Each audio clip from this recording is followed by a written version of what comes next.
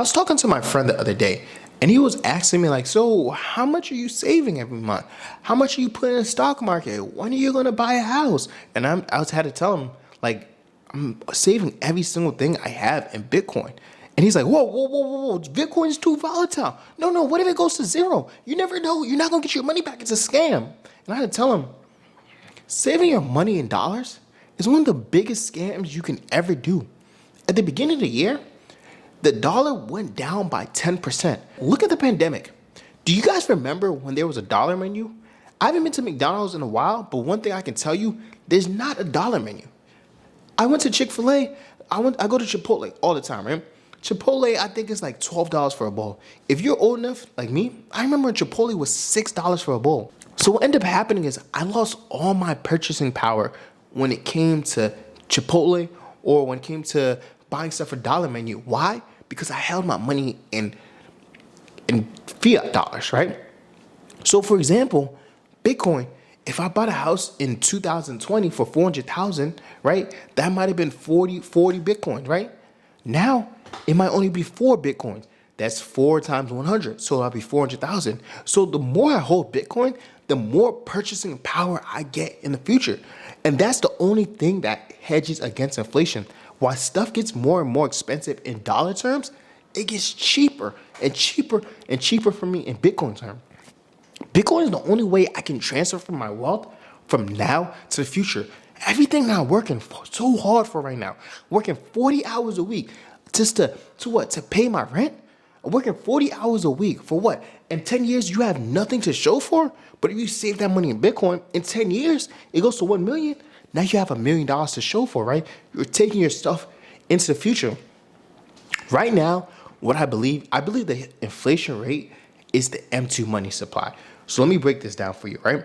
I think the inflation rate is the S&P 500. So the S&P 500 roughly goes around, was it like 10% a year, right? And so what ends up happening is the M2 money supply goes up roughly around that, like 9% a year, right? Or 12%, right? But what I'm trying to say is that the M2 money supply is the amount of dollars that are being created every single year. So realistically, what's end up happening is that the S&P 500 is just absorbing that M2 money supply. And so you're not really beating the creation rate of money. You're not really beating the inflation rate. You're just barely getting by. So let's say you save all your money in the S&P 500, you never really feel ahead, right? So like, I was always investing in stocks. But to tell you the truth, over an 8-year period, I still never felt that much ahead in life. I never felt richer because everything around me just got so much more and more expensive, especially if you live in a bigger city, right? As you invest in Bitcoin, you'll see that the way Bitcoin goes up, that you're always going to have more purchasing power. And another thing, people say Bitcoin is so volatile. Look at the NASDAQ or the S&P 500. Literally, our president just put tariffs on a country and it went straight down. It shot down. And they try to tell me Bitcoin is volatile? No, because the president just put tariffs and the whole market crashed. That is volatility. So if the stock market is volatile, Bitcoin is volatile, let me at least get a reward for it. You feel me? Number 2, emergency funds are straight BS.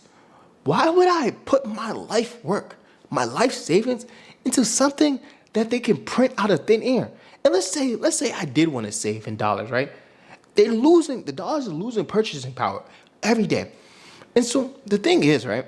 Even if you save in Bitcoin, Bitcoin is 24/7. So you can sell your Bitcoin at any moment. I will never sell my Bitcoin, but let's say a big emergency happened.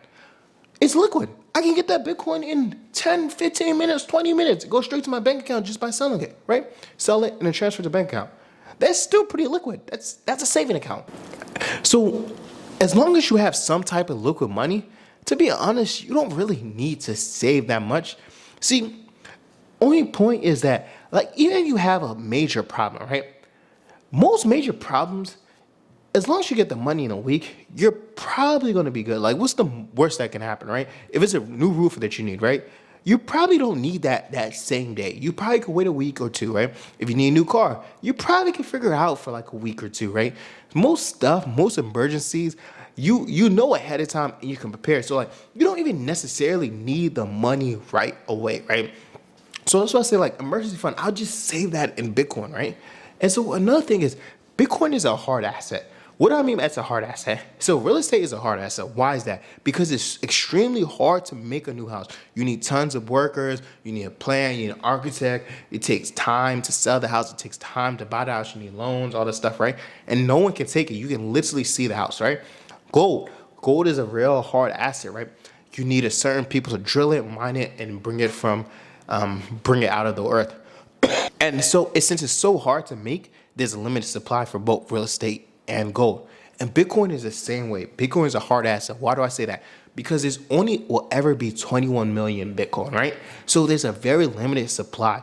And so once you sell your Bitcoin, nowadays, when you sell your Bitcoin and give it to BlackRock, MicroStrategy, you might never get it back. But for example, when it comes to the stock market, if you ever met someone that worked for a FANG, they always get paid like so much in stocks. They get paid 10,000, 20,000, 60,000. Like, where's that money coming from? That money is printed out of thin air. And it's the same thing with dollars. They're printed out of thin air, right? They don't have to do any work, no proof of work. They can just print it, right? And that's why I choose to invest in Bitcoin, because it's a hard asset that they can't print out of nowhere. And then if you look at most of the news nowadays, right, you see that all the rich people are just buying up all the assets. What do they know that I don't know? MicroStrategy is literally attempting to get to 1 million Bitcoin this year. BlackRock, they're almost going to get to 1 million Bitcoin this year, right? Trump just made Bitcoin a national strategic reserve, right? Trump family owns 10% of their wealth in what? Crypto, but I know they have some Bitcoin. So all these rich people are buying up Bitcoin. What do they know that I don't know? They literally having a wealth transfer in our face. And you telling me to just save my money? I've never heard a rich person, yeah, just save your money in dollars, you'll be fine, right? No, you got to invest in assets no matter what. And then lastly, Bitcoin gives you freedom. Let's say you just want to leave the country, right? You don't like how it's going. They can just freeze your assets. They can freeze your bank account. Have you ever tried to take out a large amount of money from your bank account? They'll be like, hold on. Why are you taking that? You have to write a reason why you're taking out money from your bank account. My friend tried to buy a dog for $5,000. It took him a few days just to get that out of his bank account. But Bitcoin, you can sell that at any moment. And Bitcoin, you don't need a bank in every single country you go to. You can literally take it with you, right? You just need to know your seed phrase. You can take it from you, Brazil, Colombia, Nigeria, wherever you like, right? And unlike real estate, you store your money in real estate. You can't take that with you. Gold, they're going to stop you at the airport. But Bitcoin, no, it's sovereign. You can take it with you no matter where you go to, and you can integrate it to any system, right? You guys like this kind of content? Put in the comments what you guys think. But you guys, I freaking love you, and I'm out.